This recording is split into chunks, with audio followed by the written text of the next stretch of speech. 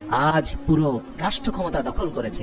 একদিন সাদ্দাত তার দরবারের উজির নাজের মন্ত্রী এবং সমস্ত কর্মচারীকে ডেকে বলল, আমার ধন দৌলত, সোনারূপা আর আমার শারীরিক সক্ষমতা এসবের সাথে পৃথিবীর কোনো মানুষের তুলনা হয় না।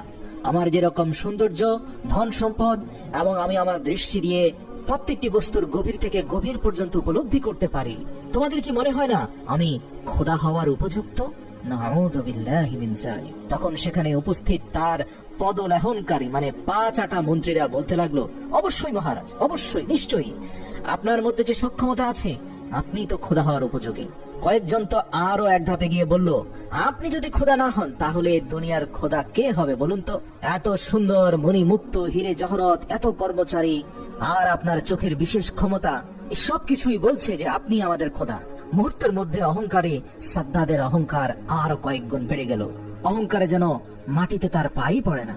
সে ঘোষণা দিয়ে দিল, কাল থেকে সকল পূজা অর্চনা বন্ধ হয়ে যাবে, সবাই শুধুমাত্র আমাকে পূজা করবে। আপনাদেরকে জানিয়ে রাখি, সে সময় মানুষজন গাছ, পাথর এবং আগুনের পূজা করত, কেউ কেউ মূর্তি পূজা করত। সাদ্দাদের বিশেষ ক্ষমতা বলে ঘোষণা হলো, আগামীকাল থেকে সকল ধরনের জড় বস্তুর পূজা বন্ধ করে দিয়ে শুধুমাত্র সাদ্দাদকে পূজা করতে হবে। সাদ্দাদই হচ্ছে এই পৃথিবীর একমাত্র খোদা। নাউযুবিল্লাহ।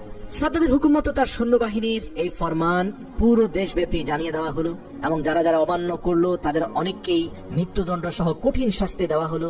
এর ফলে মাত্র কয়েক বছরের মধ্যেই পুরো বিশ্বময় এক এবং অদ্বিতীয় খোদা হিসাবে সাদ্দাতকেই সবাই পূজা করতে লাগলো। প্রিয় দর্শক, এরই মধ্যে হযরত হুদ আলাইহিস সালামের আবির্ভাব হলো এবং তিনি অন্য গোত্রের হলেও তিনি ছিলেন অত্যন্ত শক্তিশালী এক যুবক। হযরত হুদ আলাইহিস সালাম একাই 4 থেকে 500 সৈন্যের বিরুদ্ধে যুদ্ধ করতে পারতেন। তার শারীরিক